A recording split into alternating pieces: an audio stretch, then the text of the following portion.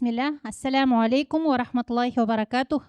Қалайсыздар? Кішкене шаршап қалдыңыздар ма? Жақсы, бүгінгі кешті қорытындылау маған бұйырған екен. Алла Тағаладан тағы да зейінімізді ашып, бүгін осы жерде айтылған ақпараттың, білімнің барлығын алып, бойымызға сіңіріп, амал етуді сұраймыз. Шын мәнінде бүгінгі кешке мен келгеніме өзімде қатты қуанып тұрмын. Мейлі бала болмаса да, бірақ осы нәрсені қоғамға жеткізу, қоғамға насихаттау. Мен өзімде осыдан бір 15 жыл бұрын балабақшада тәрбиеші болып жұмыс жасаған едім. Сол кезде осы мектепке дейінгі балаларға біз Құран үйреткенбіз. Сол балалардың бүгінде мектеп бітіріп, студент болып, солардың ішінде 2-3 қари болып жатқанын көрген кезде уақыттың қалай өтіп кеткендігі, және сол кезде шаршаған күндеріңнің жемісі ретінде, осы дүниедегі жемісі ретінде шын мәнінде қуанышқа, жүрегің қуанышқа толады. Сол сияқты Әйгерім ұстаз да ойлаймын, ертең осы кітаптан әрбір менің балам Құран әріптерін үйренді, міне менің балам Құран жаттап жүр деген қуанышты хаттарды оқыған кезде сондай жүрегі толқынысқа тебіренеді деген сенімдемін. Ал енді жаңадан бері ұстаздар бала тәрбиесіне, балаға Құран үйретудегі ата-ананың маңыздылығын айтып кетті. Яғни ата-анасы Құранды егер оқымайтын болса, онда баланың оқып кетуі екіталай екендігі. Себебі біз білеміз, әсіресе кішкентай кезінде бала не істейді? Ата-ананы қайталайды. Мысалы, 2 жастағы бала анасының намаз оқып тұрғанын көреді, қасына келіп сол сияқты иіледі, солқысап сәждеге барады, арасында ойнап кетсе де, бірақ не істейді? Көргендігін жасайды, баршамыз білеміз, иә. Сізді Құран оқығаныңызды көрген бала міндетті түрде Құран оқуға бір несі ықыласы ашылатын болады. Сондықтан бүгінгі тақырыпта Құран және оған амал ету, жалпы Құранды өмірімізге енгізу, оны қалай енгіземіз, осы жайында кішігірім сіздерге тоқталып кетейін, және осы алған білім иншалла сіздердің бала тәрбиесіне де әсер етеді деген үміттемін. Қараңыздар, бұл өмірде жалпы адам баласы барлық нәрседен ләззат алғымыз келеді, қуанғымыз келеді, рахаттанғымыз келеді. Солай ма? Мысалы, жаңа кітап алмаған кісілер болды, бірақ Түркияға, Дубайға путевка деп еді, артынан келіп кітап алдық, өйткені біз барғымыз келеді ол жаққа, дұрыс па? Сол эмоцияны сезінгіміз келеді, көргіміз келеді. Мақсатымыз не? Қандай мақсатпен саяхаттағыларыңыз келеді? Даму үшін, даму не үшін керек?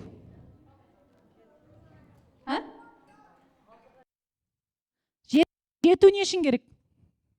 Яғни бұл дүниедегі нәрсенің сол нәрседен біз не алғымыз келеді? Рахаттанғымыз келеді. Мысалы, біз балалы болғымыз келеді, баланың күлкісін естігіміз келеді, баланың жүргенін, оның барлығы бізге рахат сыйлай ма, ләззат сыйлай ма? Машина аламыз, тағы да ләззаттану үшін, дұрыс па? Үй алғымыз келеді, сол нәрсені қолданып, сол нәрсені пайдалану үшін. Бұл норма нәрсе, былай айтқан кезде. Оны айтудан қашудың керегі жоқ. Алайда, қараңыздар, дәл осылай мұсылман адам егер Құранмен қарым-қатынасты дұрыстайтын болса, онда Құранды оқыған кезде, Құранды тыңдаған кезде, осындай Құран кештеріне келген кезде, Құранға түскен кезде де, дәл жаңа саяхатқа барған кезде, үйлі болған кезде, тұрмысқа шыққан кезде қандай қуанышты болатын болсақ, қандай ләззат алатын болсақ, Құраннан да солай біз не істей алады екенбіз? Рахат ала алады екенбіз. Ол үшін бірақ бізге кедергілер бар екен. Біз қазір сол кедергілерге де тоқтаймыз. Бізге дейінгілер Құраннан қалай ләззат алғандығына тоқтаймыз, және біз қалай Құраннан ләззат алып, соған өмірімізге енгізе аламыз. Осыған кішігірім барынша 20 минуттың ішінде сіздерге айтуға тырысамын. Жақсы ма? Енді қараңыздар, жалпы пайғамбарымыз ең алғаш Құранды өзіне қалған, ең алғаш Құранды оқыған, ең алғаш Құранды жаттаған адам еді. Енді пайғамбарымызға Құранның әсері қандай еді? Бір мысалмен келтірейін, мына жерде баршасын оқып алсаңыздар болады. Пайғамбарымыз саллаллаху алейхи уассалам алғаш Құран аяттары түскеннен бастап оны жаттайтын. Және оған не істейтін? Бірден келіп сахабаларына, жұбайына, отбасына үйрететін. Енді Рамазан айы туралы хадисті оқыған кезде пайғамбарымыз не дейді? Рамазанның әрбір түнінде Жәбірейілмен кездесетін еді дейді. Не істеу үшін? Құранды қайталау үшін. Сол кезде пайғамбарымыз Жәбірейілмен кездесіп келгеннен кейін одан сайын жомарттана түсетін дейді. Яғни Құран оған одан сайын әсер ете түсетін. Тіпті желді білеміз, кеше Алматыда қандай жел болды мысалы. сол желдің де жылдамдығынан не дейді, асып түсетін дейді да, жомарттығында. Қараңыздаршы, оған ол не әсер етті? Құран әсер еткен екен. Енді бұл пайғамбарымыздың Құранмен әсері. Пайғамбарымыздың оқиғалары көп. Сондай оқиғалардың бірінде пайғамбарымыз бірде намаз оқиды. Намазда Маида сүресінің аятына келеді: Аллахым, егер де сен қиямет күні құлдарыңды азаптайтын болсаң, олар сенің құлдарың. Егер сен оларды кешіремін десең, онда сен азиз және хакимсің ғой деген аят бар. Осы аятқа келген кезде бір-ақ аятпен пайғамбарымыз түнгі намазын бастайды. Содан кейін таң намазына дейін Біләл келіп оятқанға дейін тұрады ғой. Осы аяттан жылайды пайғамбарымыз. Сол аятты оқыған кезде пайғамбарымыз үмметім, үмметім деп жылайды екен. Сол кезде Алла тағала Жәбірейіл періштені жіберіп, былай деп сүйіншілейді: Ей Мұхаммед, сенің уайымдаған нәрсеңде Алла сені разы қылады деген екен. Яғни ол үмметін уайымдады ғой. Онда сені Алла тағала үмметің үшін қайғыртпайды. Керісінше оларға берілетін жақсылықтармен разы қылады деп сүйіншілеген екен. Қараңыздаршы, бір аяттың әсерімен пайғамбарымыз біз үшін Алланың разылығын алып кеткен ғой. Яғни біз әрбіріміз бір Құран аятынан дәл осылай шынайы ықыласпен оқыған кезде біз де сондай дәрежеге жетіп кетуіміз мүмкін да. Енді сахабалардың немесе мұсылман еместерге әсеріне қарайықшы. Өздеріңіз білесіздер, иә? Пайғамбарымыз саллаллаху алейхи вассалам кезінде бүгінгі күні мысалы бізге айтады: араб болып кеткенсіңдер, онда үйтіндер, бүйтіндер деген сияқты. Қараңыздар, пайғамбарымыздың өзінің ағалары, туыстары араб еді. Бірақ араб бола тұра да пайғамбарымызды қудалады. Пайғамбарымызға зиян келтірмекші болды, тіпті өлтірмекші болды. Сондай адамдардың бірі исламға келмей тұрғанда Абу Суфиян, Абу Джахил секілді пайғамбарымыздың руластары еді. Олар күндіз пайғамбарымызды, былай айтқан кезде, мұсылмандарды жаңадай зардап шектіру үшін бар күшін салатын. Ал түнде келіп пайғамбарымыз түнгі намазда тұрып, ол кезде білесіздер, үйлер бүгінгі сияқты терезе есігімен жабылған емес. Пайғамбарымыз Құран оқыған кезде олар не істейтін дейді? Келіп тыңдайтын екен. Мұсылман емес кезінде, қараңыздар. Сөйтеді да бір күні үшеу жаңадай терезесіне келіп тыңдап тұрады. Үшеу де қайтып кетейік деп, жаңа таң ата бастағанда қайтып бара жатса бір-бірін кездестіріп қалады. Үшеу де мүшрик, үшеу де пайғамбарға қарсы соғысып жүрген адамдар. Сонда жаңағы үшеу не дейді? Ей, мына жүрісімізді көрсе ертең халық, мынау Мұхаммедке еріп кетеді, болып келмейміз ертең дейді екен да. Ертесіне қайтадан келеді екен да. Неге? Өйткені Құранның әсерін олар сезінді. Бірақ жүректеріндегі тәкаппарлықтары себепті. Неге ол жетім бір Мұхаммедке түсті деген сияқты менсінбеушіліктері себепті Құранға иман келтірген жоқ. Олар Құранның ақиқат екенін білді, Алланың бар екенін білді. Бірақ мына жүректегі тәкаппарлық кейде бізде де болады: мен қазақпын, неге мен арабша оқуым керек деген сияқты. Біздің кейбір тәкаппарлықтарымыз бізге не істейді екен? Аллаға бойсынуға кедергісін келтіреді екен. Немесе жындарға әсері. Бізде Құранда білеміз, 114 сүренің ішінде қандай сүре бар? Жын сүресі бар, иә? Сол сүреде Алла жындардың мұсылман болғандығын хабарлайды. Яғни жындар да біз секілді бір әлем, олар да ер, әйел болып бөлінеді, олар да мұсылман, кәпір болып бөлінеді. Сондықтан олардың да мұсылман болғандығын Алла Тағала Құранда бізге не істейді екен? Келтіреді екен. Сол сияқты сахабалардың, қараңыздар, біз сахабалар десе, мен сіздерде қалай білмеймін, көбіне ер сахабалар есіме түседі. Сахабалар үйткен десе, ер сахабалар есіме түседі. Осы жерде Айша анамыздың бір оқиғасын келтіре кетейін. Бірде Айша анамыздың бір бауыры болады. Айша анамызды зиярат етуге келеді. Сол кезде Айша анамыз намаз оқуға тұрған екен. Ана кісі күтеді, әлі намазын бітіретін түрі жоқ. Содан ол кісі не істейді? Қазір мен базарға барып тірлігімді бітіріп келейін, оған дейін Айша намазын оқып бітіріп қоятын шығар деген үмітпен кетеді. Намаздан кейін келсе, әлі Айша анамыз бір аятты оқып жылап жатыр екен. Ол Тур сүресінің 27-ші аяты. Фаманналлаху алейна ва вақана азабас-самум деген. Яғни Алла Тағала бізді мейіріміне бөлеп, бізді тозақ отынан сақтап қалды деген аятты оқып, Айша анамыз әсерленіп, Аллахым мені сол тозақ отынан құтылушылардан етші деп жылап намазда, ойлан сен базарға барып, ол шаруасын бітіріп қайтып келсе, шамамен 1 сағат қой былай айтқанда, иә. 1 сағат кемінде 1 аятты оқумен намазын өткізген екен. Бұл ықылас үшін рұқсат етілетін нәрсе. Бұл кім еді? Бұл әйел кісі еді. Яғни пайғамбарымыздың жұбайы еді. Олар Құраннан осылай не істеген екен? Әсер алған екен. Енді Құраннан біздің әсерленуімізге, күнделікті жаңа сұрақ қойды ғой басында.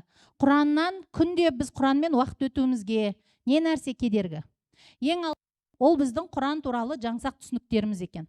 Құранды ұстаздар оқиды, Құранды имамдар оқиды, Құранды тек жақсы оқи алатындар оқиды, басқалар оқиды, тек менің қолымнан келмейді ол, маған жаттау қиын деген сияқты бір өзіміздің бүгінгі тілмен айтқанда установкаларымыз бізге Құраннан әсер алуға кедергісін келтіреді екен. Келесі, біз Құран оқыған кезде сауап, әрбір әрпіне 10 сауап деп тек қана сауап тұрғысынан оқиды екенбіз. Мен түсінейін, амал етейін, бұл аятта не айтылған өзі деп емес. Келесі, бұл тек қана жаңа хафиз болу үшін жаттау. Мына жаңа әке-шешеміздің айтуымен, немесе әйтеуір Құран жаттаған күшті екен ғой, медресеге апарып тастап, иә? Яғни мақсат Құран жаттаудан. Хафиз болған күшті екен ғой деген мақсатты ғана біледі, бірақ ары қарай Құранның түсудегі мақсатын білмегендіктен екен. Келесі, бұл жүректеріміз қатайғандықтан. Ең көп бүгінгі біздің құлшылықтан әсер алмауымыз осы жүрегіміз қатайғандықтан. Уағыздар әсер етпейді. Қазір керісінше уағыз айтатын болсақ, не істейді? Қойшы айналайын, кім барып кепті о жаққа дейміз. Кейде біз мұсылмандар өздеріміз отырғанның өзінде, қойш бүгін бір просто уағыз айтпай отырайықшы дейтін сөздерге жеттік та, өкінішке орай. Бұл біздің жүректеріміздің қатайғандығының белгісі екен. Және ең соңғы, және ең маңызды нәрсе Құраннан әсерленбеуіміздің. Бұл Құран аяттарын түсінбегендіктен екен. Бір адамдар, олар қари, хафиз болмауы мүмкін, бірақ олар Құран аятын түсінгендіктен сол аятпен өмір сүреді. Сол аятпен оянады, және сол аятпен ұйықтайды. Бірақ аят, ол Ихлас сүресін ғана білу мүмкін, бірақ сол аятпен ол не істейді? Өмір сүреді екен. Ал бір адамдар қари болу мүмкін, бірақ та не? Толық Құранды білу мүмкін, бірақ мінезінде Құран көрінбейді, жүрісінде, сөзінде Құран көрінбейді, соңында шығады, ой, намаз оқитындарды білеміз ғой деген нәрселер осы жерден шығады. Түсіндіре алдым ба? Енді не істеуіміз керек деген сұрақ туындайды. Біз Құраннан әсер алу үшін қандай қадамдар жасауымыз керек? Ол міне келесі слайдта ең алдымен ниет. Қараңыздар, Құран оқыған кезде кім қалай ниет етеді? Тез айтып жіберейікші. Кім қандай ниет? Сіз Құран оқиын деп жатсыз күнделікті, не деп ниет етесіздер? Алланың разылығы үшін. Одан басқа енді ниет болмайтын түсінікті тағы да. Әрбір әрпіне сауап, сосын дәреже. Қалай? Құранның нұрымен нұрландыр, сосын тіл көзден сақтану үшін.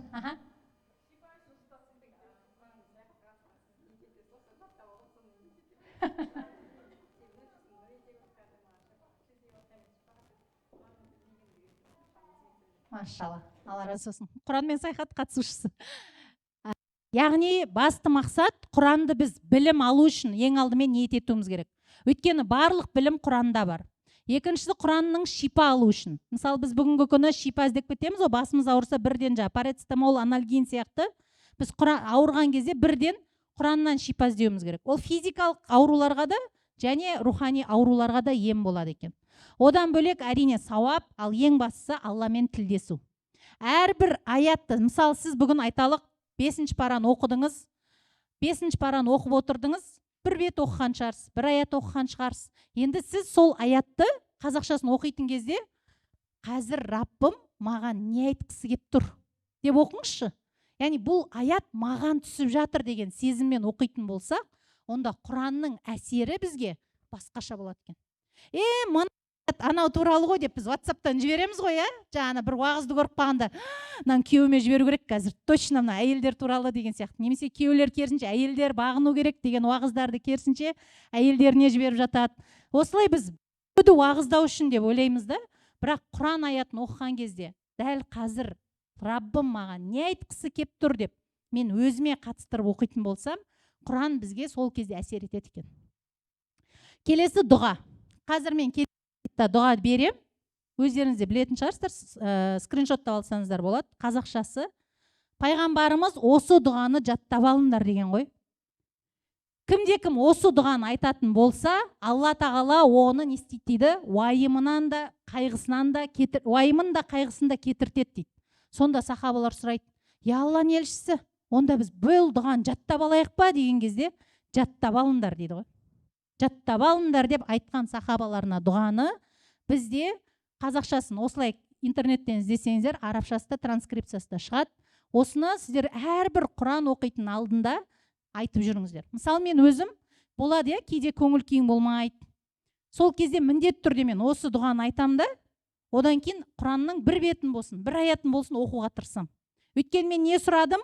Жүрегімдегі уайымды кетірші осы Құран арқылы деп сұрадым ғой. Сөйтем де барам да не істеймін? Құран аятын оқимын. Көрдіңіздер ма? Яғни біз тек дұға Алланың есімін пәленше рет айт деп жаттап алмауымыз керек. Біз амалға асыруымыз керек та оны. Алдыңыздар ма? Түсінікті ғой. Яғни пайғамбарымыз үйреткен дұғаны не істеу? Айтып жүру. Келесі бұл Құранды асықпай оқу. Бүгінгі күні бізде мынандай әдет бар. Құранды оқу керек, бір параны оқып бітіруім керек, отчетқа беруім керек деген сияқты нәрсемен әйтеуір оқи салуым керек деген. Жоқ. Пайғамбарымыз дейді, жәннат туралы аяттарды оқыған кезде, Аллахым, мені жәннатыңа кіргізші деп асықпай жәннатты сұрайтын дейді. Пайғамбарымыз тозақ туралы аяттарды оқыған кезде, Аллахым, мені тозағыңнан сақташы деп дұға ететін дейді. Яғни біз өзімізді осыған үйретуіміз керек қой. Құранды асықпай оқу деген осы. Және барынша Құранды, егер өздеріңіз ғана бөтенер адамдар жоқ болса, дауыстап оқуға тырысыңыздар. Оның әсері мүлдем. Келесі Құран аяттарына ой жүгірту. Міне, Құранға амал деген осы. Бізге Құранды Алла тағала бәріңіз білетін Ясин сүресінде айтады: "Біз Құранды тірілер үшін түсірдік" дейді. Өлген адамға біз бағыштаған сауабы баратын шығар, бірақ ол адам намаз оқы дегенге өлгеннен кейін амал ете аламыз ба? Жоқ. Ата-анаңды сыйла десе өлгеннен кейін біз амал ете аламыз ба? Жоқ. Олай болса, Құран кімге түскен екен? Тірілерге түскен екен. Олай болса, біз әрбіріміз Құранның аятын оқыған кезде, ол үшін тіпті бүгінгі күні жаңа айтқанда ютубта Ерсін ұстаздың, Ерлан ұстаздың, Қабылбек ұстаздың тәпсір сабақтары бар. Бір ғана Мүлк сүресіне мен өзім тыңдаймын, Дастан Құрманбаев ұстаздың. Әлі біткен жоқ Мүлк сүресінің тәпсірін. Қараңыздаршы, яғни бір ғана сүрені, бүкіл Құранды түсінбей кетсеңіз де, бір ғана сүреге мен өмір бойы амал етіп, осы сүре арқылы жәннатқа кірем деген нәрсе болсыншы. Өміріміз жаңағыдай соңына жеткенге дейін осылай сүремен біз, мысалы ұстаздар ұсынады, егер атың Мариям болса, Мариям сүресінен баста деген сияқты. Келесі бұл Құранды түнгі намаздарда оқу. Мейлі сіз Фәлақ Насты білетін шығарсыз. Мейлі сіз 30-шы параны толық білетін шығарсыз. Біліңіздер, Құранды біз тірі кезде сауап, неден бөлек намаз үшін жаттауымыз керек. Намаздан әсерлену үшін.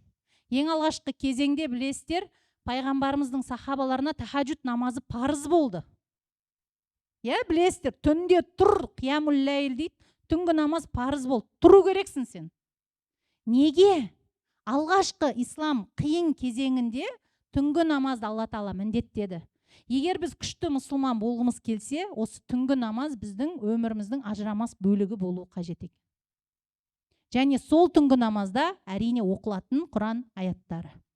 Келесі, бұл Құранмен шұғылданатын орта. Бүгінгі күні күшті, рухани орта деген барлығымыз білеміз. Болғымыз келеді сол жерде, дұрыс па? Әркімнің өзінің араласатын ортасы бар. Енді сізде Құран ортасы болу керек қой. Мынандай бір достарыңыз бар ма сіздердің? Қазір қол көтересіздер. Қарайсың.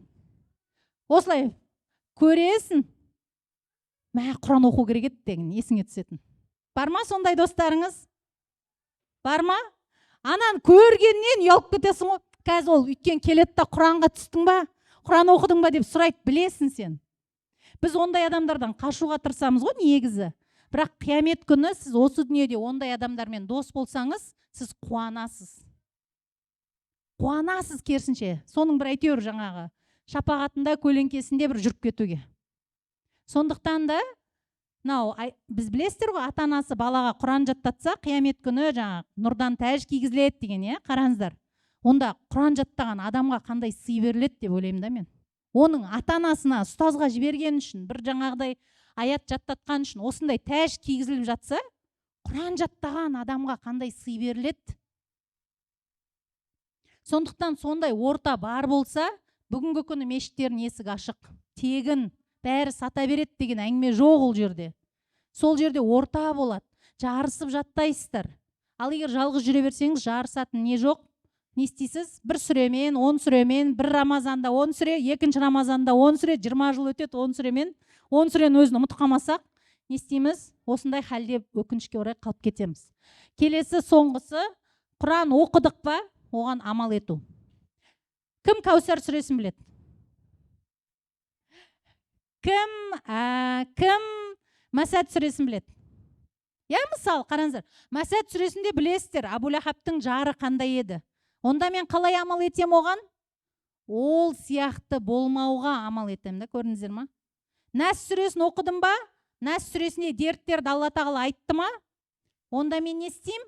Мен олардан сақтануға тырысам. Мысалы, таңғы кешкі зікірлерімді оқимын деген сияқты.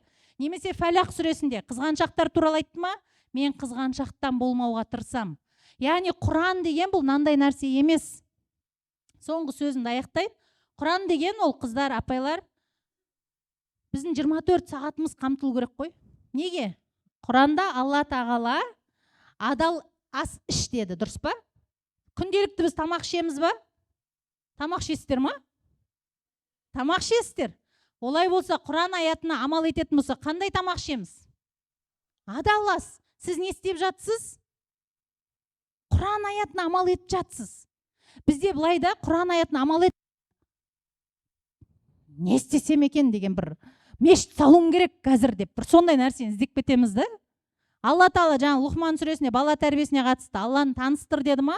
Сіз бүгін барасыз, балам бисмиллямен же. Бұл тамақты бізге Алла бермесе деп қоясыз. Не істедіңіз? Құран аятына амал еттіңіз. Сіз көшеде орамал тағып жүрсіз ба? Сіз Алланың жердегі аятысыз. Сондықтан да жердегі аятын сіз көтеріп жүрген кезде сізге соны лайықты түрде жүруге, әдеппен жүруге тырысамыз. Ол үшін қайтадан қандай мұсылман қыздың әдебі бар деп біз қайда үңілеміз? Құранға үңілеміз. Міне, яғни Құранмен өмір сүру деген 24 сағат Құранды жаңа 3 күнде хатым етіп тастау, 1 айда хатым етіп тастау емес екен. Және Құранның алдындағы біздің міндетіміз бар. Ғалымдарымыз айтқан, кемінде жылына 2 рет Құран хатым жасау, бұл біздің Құранның алдындағы міндетіміз екен. Ал Ибн Аббас айына 1 рет жасау деген. Ал біз көбіне Рамазанда кірсеміз ғой Құран хатымға. Рамазан бітеді, келесі Рамазанды күтеміз, Көрдіңіздер ма? Сондықтан біздің Құран күнделікті өмірімізде осылай болады. Яғни жақсы бір ұстаздың айтқан сөзі бар. Біз Құранмен жиі-жиі кездесіп тұруымыз керек дейді. Мені тыңдайтын аудитория бар ма осы жерде? Сіздер менімен жиі-жиі кездескілеріңіз келе ме? Я? Не үшін? Міне, ал Құран сенің үйіңде тұр ғой, жиі-жиі менсіз ақ кездессеңіздер. Көрдіңіздер ма? Айтқым келген нәрсе, біз ұстаздармен, білмеймін, имамдармен, Нұрсұлтан ұстазбен, мысалы, қалай жиі кездесуді қалаған сияқты, бізде ол Құранға болу керек қой. Құранды үйрететін ұстазыңызға деген махаббат, ол Құранды үйреткені үшін болу керек та, түрінің әдемілігі, стилінің күштілігі үшін емес. Сондықтан да, құрметті ханымдар, арулар, Алла тағала баршамызды сондай жүректеріміз Құранмен байланған, күндізіміз, таңымыз кешке дейін Құранмен ататын, тағы да айтам, таңмен кешке дейін Құранмен атыр деген сөз 24 сағат Құран кітапты ұстап алып отыру емес. Өйткені кейде біз мынандай нәрсені байқап жатамыз да, бір отырыстарға барасың, сол жерде сен әңгіме айтып отырсаң, жалғыз бір кісі шетте Құран оқып отырады да. Негізі Құран оқудың өзінің әдептері бар. Біз оны да сақтауымыз керек. Сен бауырларың алдындағы ақыларың бар. біз оны да сақтауымыз керек та. Сол себепті ол әдепті де білуіміз маңызды да Құран оқудың. Сондықтан Құранмен өмір сүру деген, жаңа айтқандай, кітап ұстап алып оқып отыру емес, кешке дейін. Таңда оқыдыңыз, кешке дейін соған амал ету, аяттарға ой жүгірту. Міне, Құранмен өмір сүру деген осы екен. Жаңадай бір ситуациялар болған кезде Құранда бұл туралы не дейтін еді? Соған амал етейін. Жеме деді ғой, жеме ақ қояйын. Құранға амал, Құранмен өмір сүру деген осы екен. Алла Тағала баршамызды осылай жан алқымға келгенше Құранмен өмір сүретін, және де қиямет күні Құранның толық сауабына ие болатын жамағат болуымызды нәсіп етсін. Ассаламу алейкум ва рахматуллахи ва баракатух.